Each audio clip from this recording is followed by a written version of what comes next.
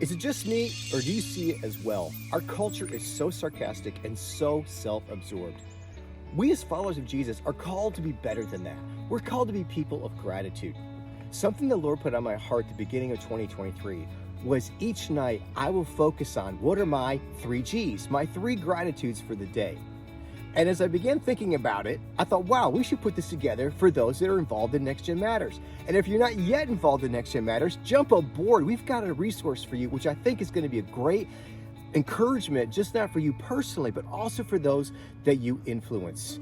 As you download this weekly log sheet, you'll see that it's a place there for you to write down your 3 Gs each day. Also, on the upper right corner, it says your focused encouragement, thinking about the people you can encourage. Then at the bottom right corner is your focused worship. I have been absorbing myself in worship music, and this is a place where I can actually list the various worship songs that I have been listening to. So go ahead, download that. We have a bookmark for you as well. And I would love to hear from you. Email me at rich@nextgenmatters.com and tell me the blessings that God has been putting on your heart that you are grateful for.